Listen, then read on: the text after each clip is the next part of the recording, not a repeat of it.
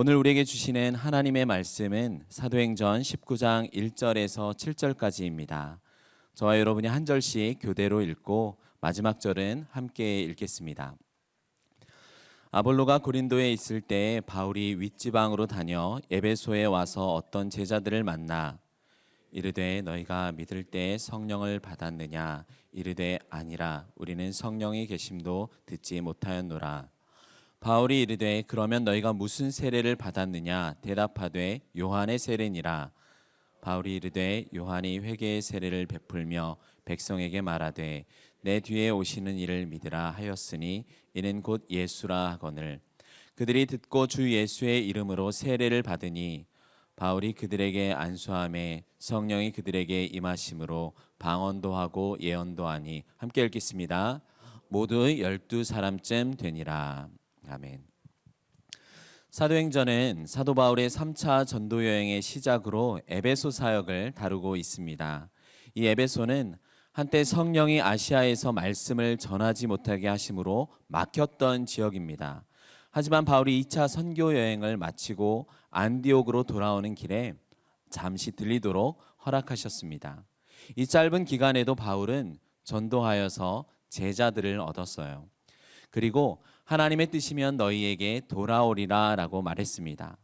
그 약속대로 다시 돌아온 이 에베소 사역은 그동안 바울의 생애 가운데 가장 결실 있는 기간이 됩니다. 이처럼 하나님의 역사는 때론 우리가 원하시는 것을 막으시는 것처럼 그런 경우를 맞닥뜨릴 수 있습니다. 또는 내가 기대한 기간보다 훨씬 짧게 내 인생 가운데 잠시 스쳐갈 수도 있습니다. 그러나 우리도 바울처럼 하나님의 뜻을 내 인생을 하나님의 뜻에 전적으로 맡기고 인내하면 마침내 가장 완벽한 타이밍에 풍성한 결실을 맺게 하실 것을 믿습니다. 바울의 3차 선교 여행은 사도행전 18장 23절부터 시작되었습니다. 우리 함께 18장 23절을 읽어볼까요? 얼마 있다가 떠나 갈라디아와 부르기아 땅을 차례로 다니며 모든 제자를 굳건하게 하니라. 이번 3차 선교 여행의 목적은 제자들을 굳게 하는 것이었습니다. 우리 교회의 양육도 마찬가지죠. 우리가 믿고 있는 진리에 굳게 서는 것입니다. 단순히 지식과 교훈이 아니라 우리의 구주와 주가 되시는 예수 그리스도를 깊이 알아 사랑하고 신뢰하는 삶을 살아가게 하는 것입니다. 죄악된 생활을 청산하고 구원자 되신 예수 그리스도를 찬송하고 경배하는 예배자로서 인생의 참 주인이신 주님께 삶의 모든 것을 기쁨으로 드리면서 우리가 주를 닮아가는 삶입니다.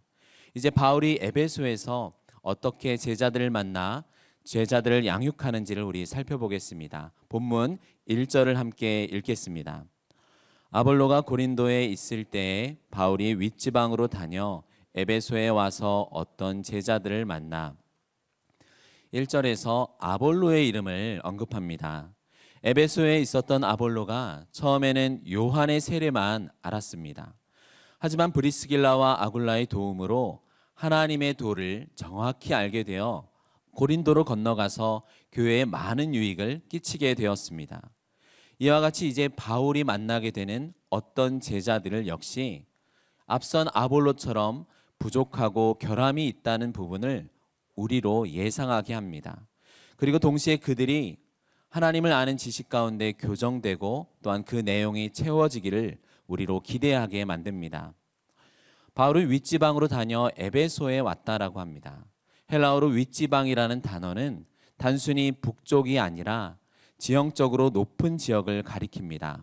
아마도 바울은 7교회에 속하는 사데와 빌라델비아를 들러서 전도를 한 후에 에베소에 내려왔을 것으로 학자들은 보고 있습니다. 이제 바울이 아주 오랫동안 가슴에 품고 기도해왔던 에베소에서 드디어 어떤 제자들을 만났습니다. 보통 제자라는 표현은 일반적으로 그리스도인을 가리킵니다.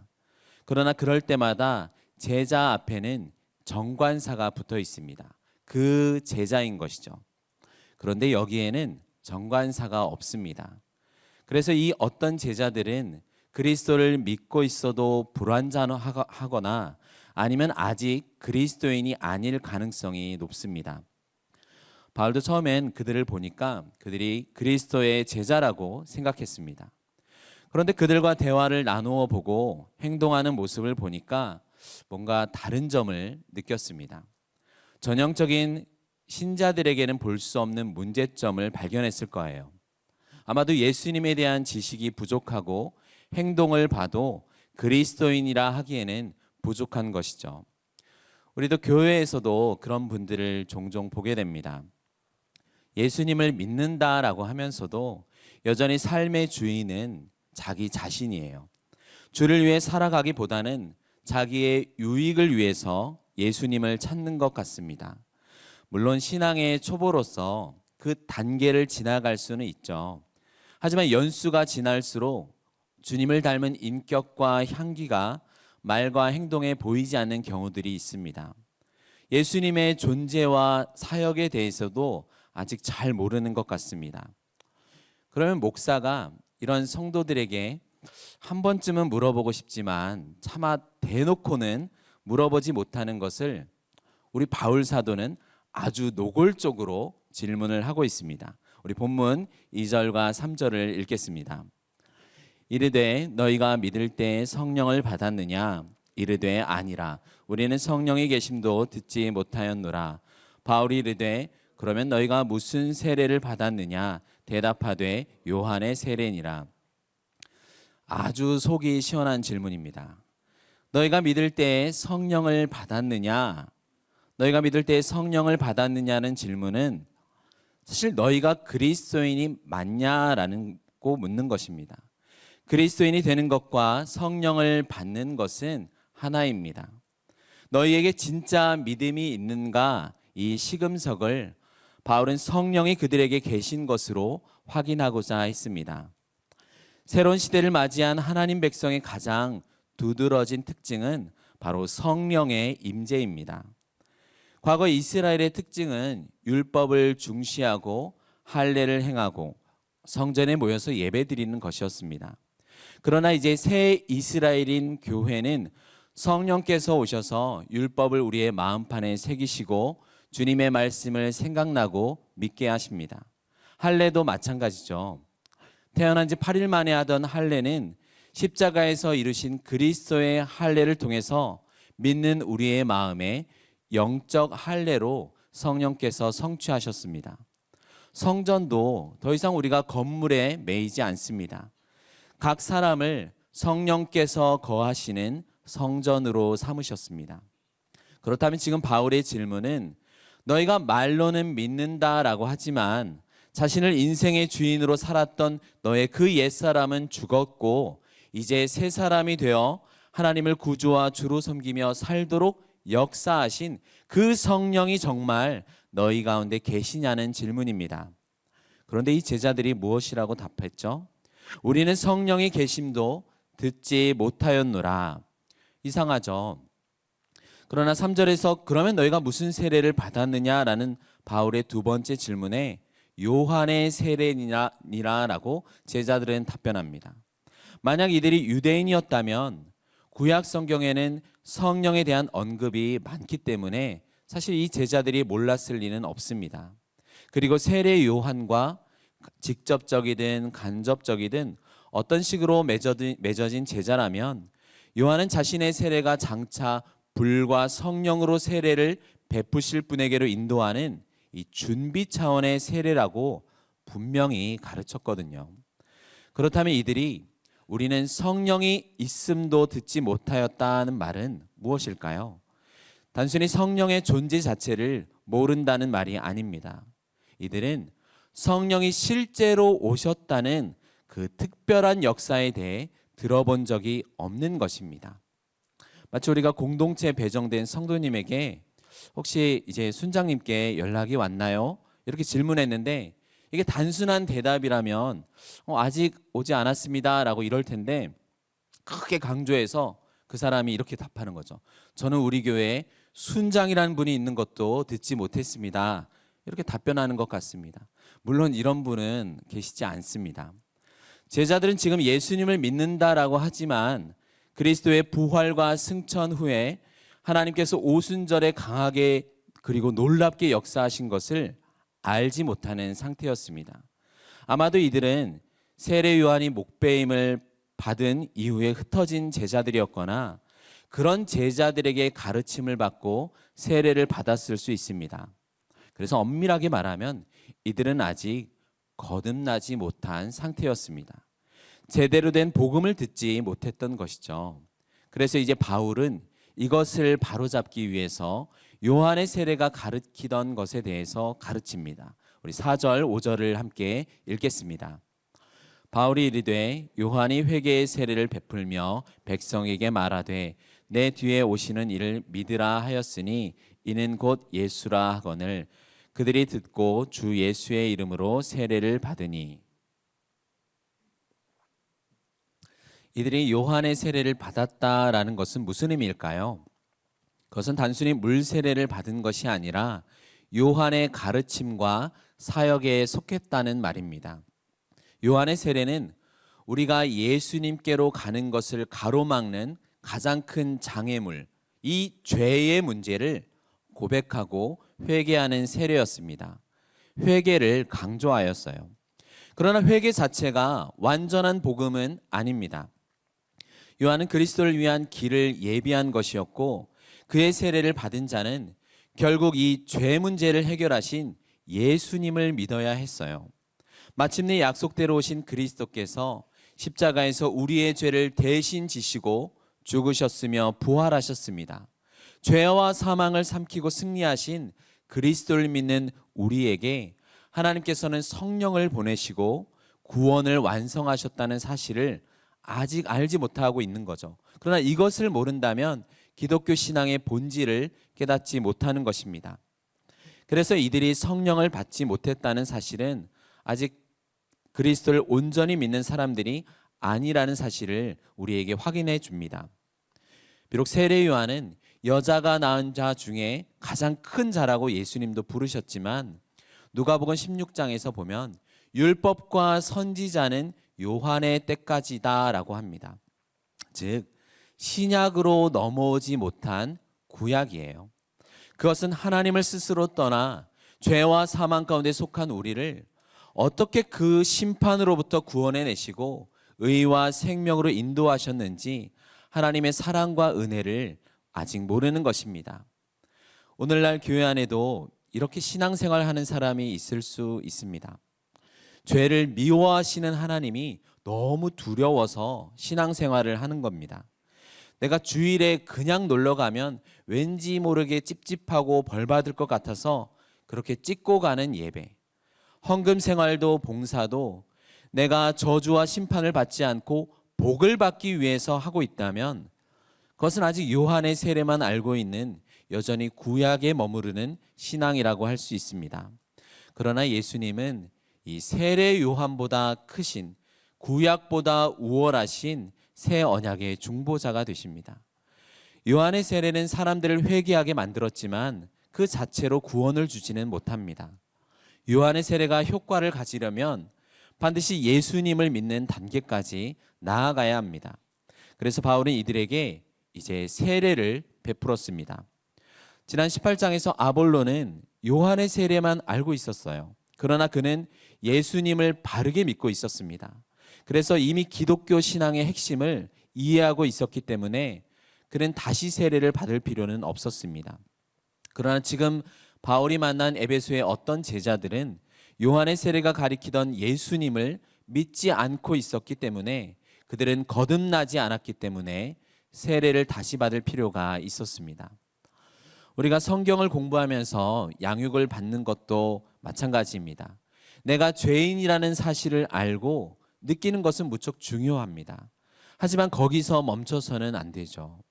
모세와 선지자들의 글, 시편이 다 나를 가리켜 기록된 것을 너희가 알지 못하느냐라고 말씀하셨던 그 예수님의 말씀처럼 구약 전체가 가리켰고 마침내 약속대로 오셔서 구원을 성취하신 예수 그리스도를 우리는 날마다 성경에서 발견해야 합니다.